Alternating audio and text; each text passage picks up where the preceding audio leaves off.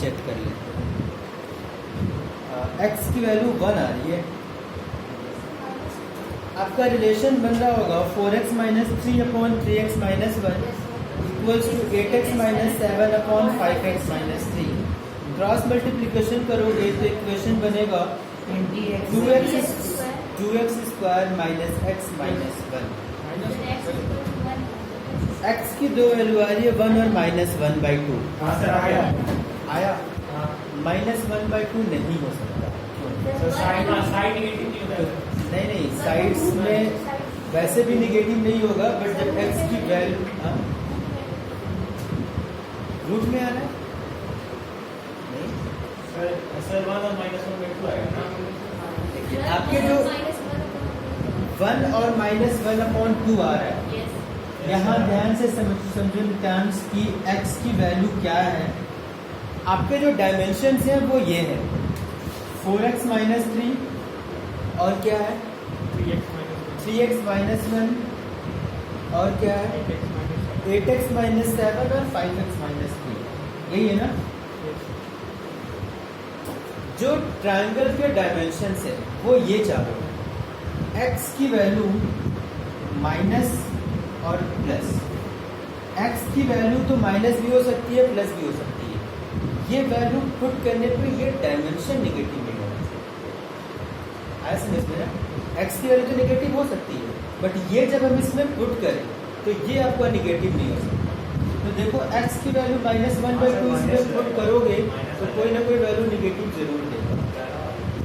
देखो इसी कर लो 4 इंटू 1/4 इंटू माइनस 1/2 कितना हो जाएगा माइनस 2 माइनस 3 माइनस 5। सारा नहीं चेक करना है। अगर एक भी डायमेंशन नेगेटिव हो गया इट मीन्स माइनस 1/2 एग्जिस्ट नहीं होगा।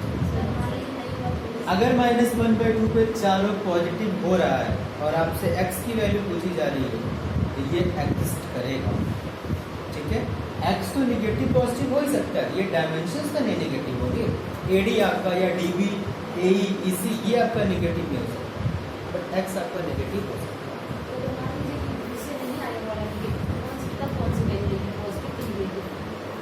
कौन सा चारों पॉजिटिव आ गए तो ये भी लिखिएगा, एक और वैल्यू आई है 1 वो भी लिखिएगा।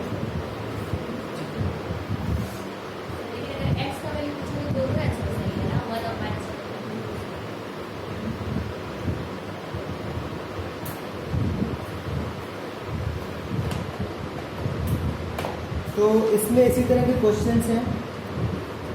चलिए थोड़ा सा अब इसमें जो इम्पोर्टेंट है उसके बढ़ते हैं।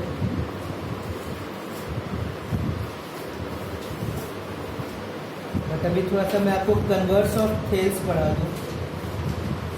कन्वर्स ऑफ थेल्स कुछ है नहीं ऐसा,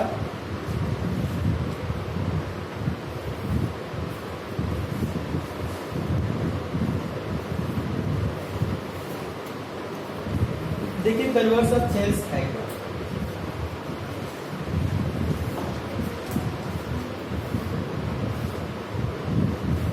कन्वर्स ऑफ थेल्स इसलिए क्योंकि जब आप क्वेश्चंस लगाओगे प्रूविंग बेस्ड तो उसमें इसका यूज आएगा। यूजुअली किसी भी थ्योरम का जो कन्वर्स होता है वो जो आप प्रूफ किए होते वो चीज में गिवन होती है। जब आपने थेल्स लिया था तो उसमें क्या गिवन था, अगर हम इसको A B C ले लें, यहाँ D ले लें और यहाँ E ले लें, तो थेल्स में ये गिवन था कि DE parallel to DBC। Proof क्या किया था AD is to DB A is to EC। इसमें अपोजिट होगा, इसमें गिवन है AD upon DB is equal to AE upon EC। ये गिवन है AD upon DB is equal to AE upon EC। Proof क्या करना है,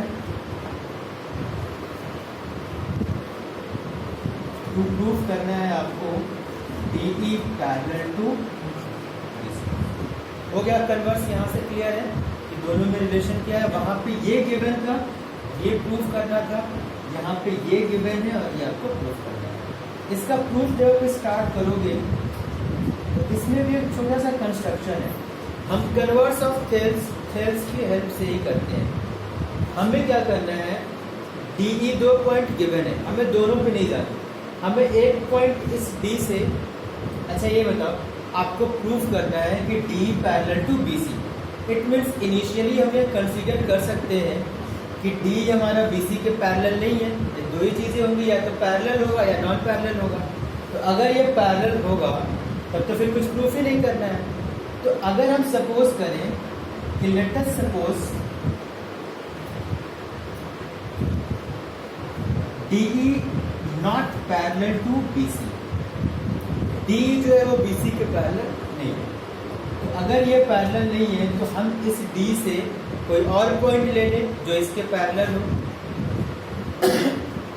late us suppose DE parallel to BC, not parallel to BC, and draw DF parallel to BC। आप कुछ और भी लिख सकते हैं। हम यहाँ से ड्रॉ किए DF पैरेलल टू BC। ये लाइन समझ में आ रही है, क्योंकि सारा का सारा प्रूफ इसी लाइन पे है। DE not parallel to BC मैंने सपोज किया, तो अगर ये BC के पैरेलल नहीं है तो हम कोई और लाइन ड्रॉ कर सकते हैं ना जो BC के पैरेलल है। हमने क्या ड्रॉ किया, DF। DF किसके पैरेलल है, BC। तो अगर DF पैरेलल टू BC है देन बाय थेल्स या BPT क्या मिलेगा। अब आप E को भूल जाइए, DF BC के पैरेलल हो गया, तो इस ट्रायंगल ABC में if DF parallel to BC Thales apply करने पे क्या मिलेगा, AD upon AB is equal to AF upon AC।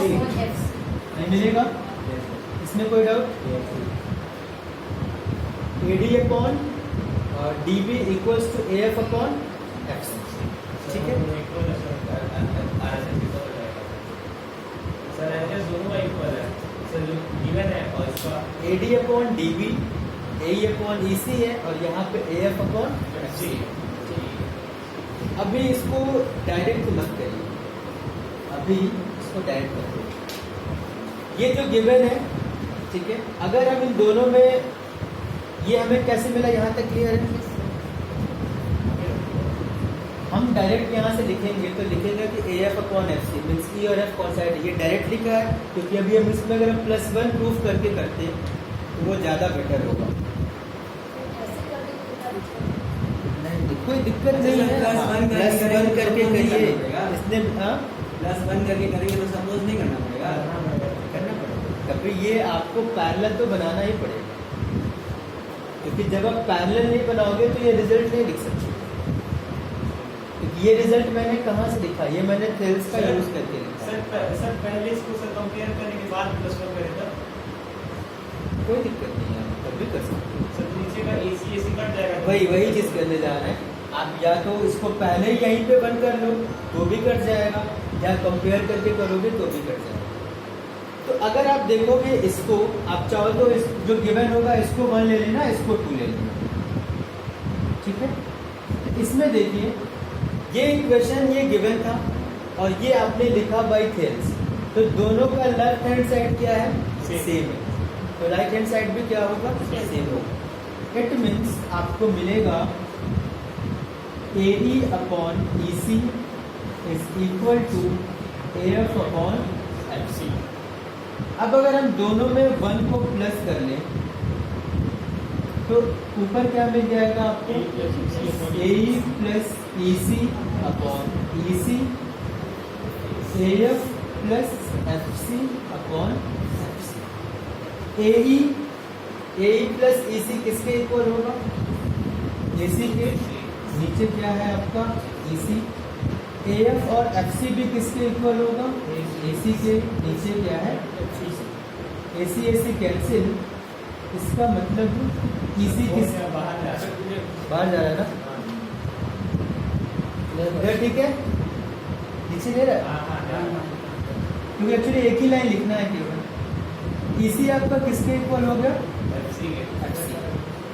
तो अब आप ये बताइए, अगर EC और FC इक्वल है तो इसका मतलब E और F क्या होंगे, सेम पॉइंट होंगे ना। अगर EC FC के इक्वल है it means E and F are not 2 different points. इसके बाद आपको लिखना है implies that E and F lie on the same point.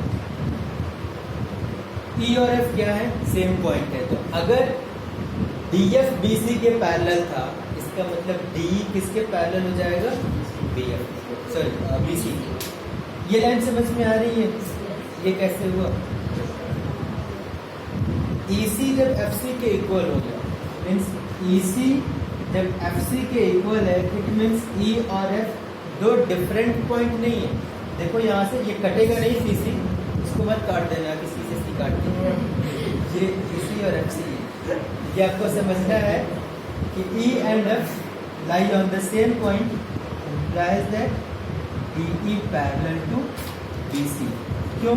क्योंकि DF BC के पैरेलल है और F और E दोनों सेम पॉइंट है, सो DE पैरेलल टू BC. क्या उतना लिखने की जरूरत नहीं कि हेंस आवर सब्स्टिट्यूशन जब D पैरेलल टू BC हो गया, ये नॉट पैरेलल था.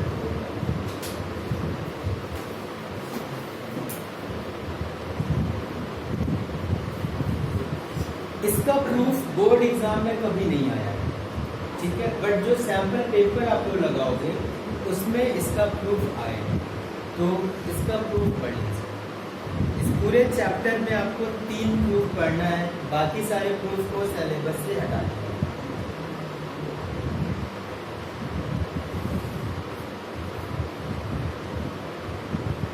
मेरे पास ऐसे ऐसे बच्चों के मैसेजेस आते हैं, कहते हैं कि सर बता दीजिए कि किस पेज से किस पेज तक पढ़ना है और किस पेज से किस पेज तक सिलेबस से कट गया. पेज क्वेश्चंस पूछते हैं, जैसे एपी में था कि डेली प्रॉब्लम से कुछ क्वेश्चंस थे वो सिलेबस से हटा दिया गया. कौन सा क्वेश्चन डेली प्रॉब्लम का है कि आपका सीबीएसई बोर्ड भी डिसाइड नहीं कर सकता. अगर आप क्वेश्चंस को रिलेट करोगे तो आप कैसे फाइंड आउट करोगे कौन सा डेली प्रॉब्लम से जुड़ा है और कौन सा नहीं जुड़ा है. डेली प्रॉब्लम से जाएंगे तो पता चले हाई डिस्टेंस तो पूरा पार हो जाएगा आउट ऑफ सिलेबस, नहीं मिल जाएगा. तो ये चीज़ें नहीं, आपने एक बार समझ लिया, कोई सिलेबस कोई टॉपिक पूरी तरह से हटा है उसको छोड़, बट जहाँ कंफ्यूजन है उसको पढ़ के जाए. अदर सब्जेक्ट्स में चैप्टर हटा है, चैप्टर यहाँ हटा है उसमें कोई दिक्कत नहीं, हम हटा देंगे, बट यहाँ चैप्टर कोई नहीं हटा. 9th में एक हटा भी है तो प्रोबेबिलिटी हटा है, मतलब नहीं है. सेकंड की प्रोबेबिलिटी से हार्ड नहीं वही है. थोड़ा बहुत कार्ड्स हम लोग नहीं पढ़े थे, कार्ड्स आए.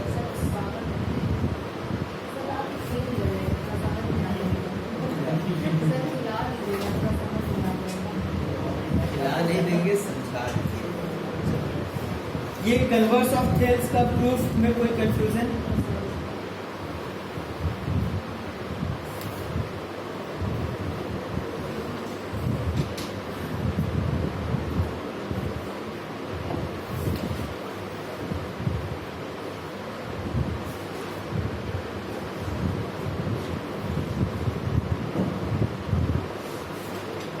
एड्रेस करें.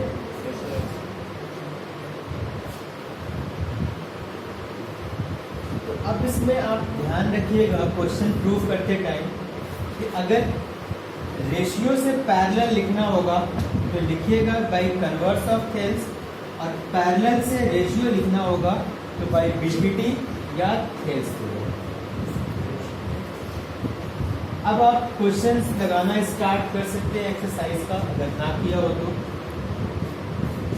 मैं एक एग्जांपल इसमें करा रहा हूँ. एक तो ये गिवन है, एक ट्रायंगल है ABC, इसमें DE और BC ये पैरेलल नहीं, ये DE ये पैरेलल नहीं दिया है, बस ये दिया है, ये जो है वो इसके. और एक चीज और क्या है, इन this figure AD upon DB, AD upon DB AE upon EC के इक्वल है एंड AD ACB के इक्वल है। Prove that triangle ABC is an isosceles triangle. ये जो ट्रायंगल है ABC आइसोसेलेस ट्रायंगल। आइसोसेलेस का मतलब क्या? आप B को C के इक्वल दिखा दो, हो जाएगा सर। सर ADE ABC के ट्रायंगल हो जाएगा सर। ABC देखिए AD upon DB AE upon EC के इक्वल है। कन्वर्स ऑफ थेल्स जैसे ही लिखोगे ये D पैरेलल टू BC हो जाएगा ना। Yes sir. ये तो गिवन है, सीधे अगली लाइन लिखोगे D parallel to BC by using converse of Thales. Angle D angle B इसका मतलब ये पैरेलल हो गया। एंगल D एंगल B के कॉरेस्पॉन्डिंग एंगल से पहले से होगा कॉरेस्पॉन्डिंग एंगल। तो DC के इक्वल पहले से था, DB के भी हो DB गया, के इक्वल हो गया, BC के इक्वल हो गया। आइसोसेलेस हो गया। ABC कैसा हो गया?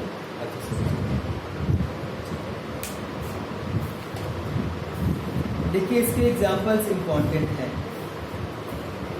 तो अब आप जैसा कहिए, या तो कहिए तो पहले एक्सरसाइज करा दे कंप्लीट, उसके बाद एग्जांपल बताएं, या एग्जांपल्स पूरा करा दे उसके बाद एक्सरसाइज बताएं। एक्सरसाइज पहले, एक्सरसाइज में बहुत कम है कुछ। 13 क्वेश्चन है सर। हाँ। नहीं, इसमें एग्जांपल्स में कई सारी चीज़ें ऐसी हैं जो एक्सरसाइज में नहीं दिया है। अभी ट्रेपीजियम है, एंगल बाइसेक्टर थ्योरम के क्वेश्चन सर है। आप एग्जांपल करा दिया यस सर, एक्सरसाइज का मसला और लोग सर है। सर 4 तक हो गया, नहीं 8 तक हो गया। लग जाएगा, मुश्किल नहीं है, बट फिर भी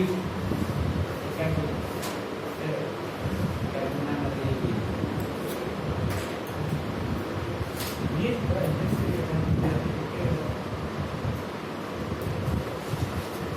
तो जो वैल्यू बेस्ड है, जिसमें वैल्यू निकालनी है, वो मैं छोड़ता हूँ एग्जाम्पल से। जहाँ प्रूविंग है वो समझा आप लोग लगाइएगा, और उसमें कोई कंफ्यूजन होगी तो आप पूछते चलना। ये था आपका एग्जाम्पल नंबर 6 था, ठीक है। एंगल बाइसेक्टर थ्योरम और ये सब कट गया है। नहीं आएगा एंगल बाइसेक्टर थ्योरम नहीं करता है, पूछा नहीं है कभी ना, इसलिए एंगल बाइसेक्टर थ्योरम अभी आगे आपको मिलेगा। उसमें कोई थ्योरम करके नहीं है, वो एग्जांपल का ही बात है।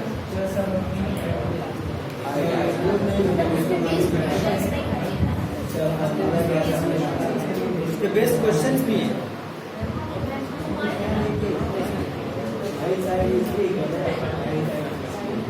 देखिए एक ये एग्जांपल है, एग्जाम्पल 7 मैं इसलिए छोड़ रहा हूँ क्योंकि वो वैल्यू बेस्ड है, आपको उसमें वैल्यू निकालनी है, और वो आपका थेल्स पे होगा या कन्वर्स ऑफ थेल्स पे होगा। देखिए ट्रायंगल है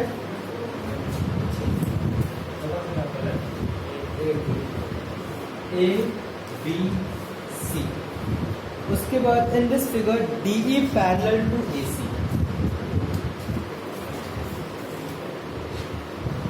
D आपका AC के पैरेलल है, और फिर है DF parallel to A। A को E से ज्वाइन कर दिया और D को यहाँ पे F से। DF आपका AE के पैरेलल है। प्रूफ करना है कि BF अपॉन FE ये ratio is equal to BE upon EC।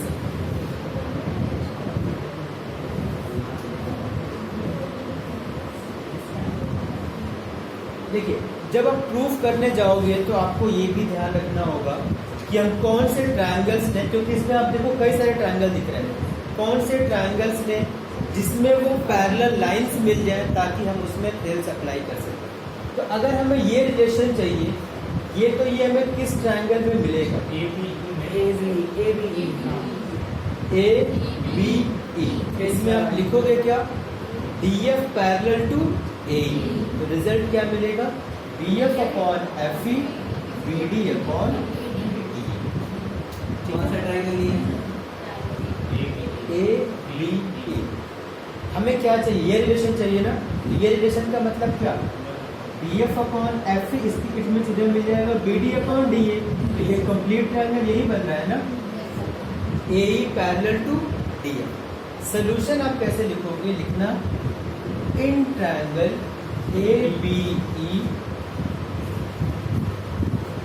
ठीक है, ये रिजल्ट लिखिए।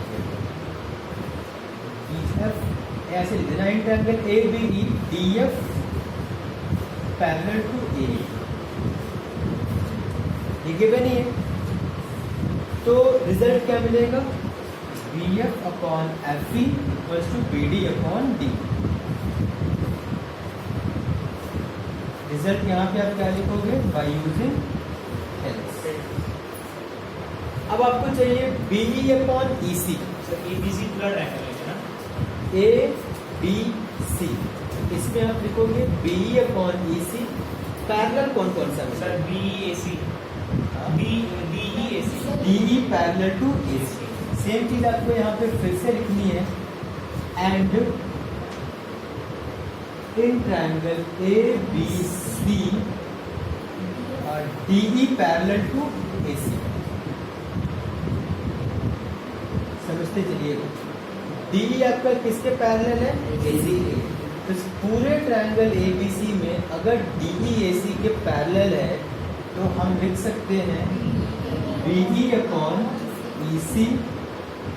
बी लिया पूरा, बी और ई सी, तो इसी बी से जो पैरेलल था वहां जाइए, तो बी डी अपॉन, हाँ ए डी लिखिए या डी ए लिखिए, मैंने यहाँ क्या लिखा, डी।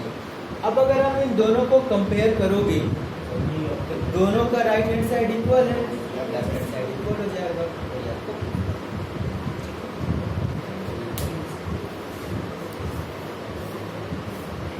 सर 9 का बता दो। लिखे ना हुआ है, सर 5:45 टाइम है सर।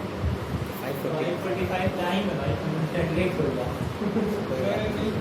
चलो बस पहला दिन था। 9th वाला एक्सरसाइज हम कल से डिस्कस करेंगे। सर एग्जांपल बनाएं।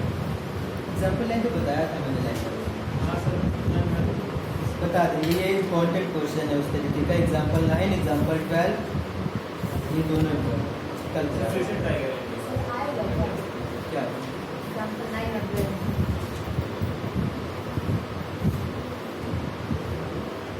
आएगा क्या, इसकी तो किसी को नहीं पता क्या आएगा। हो गया।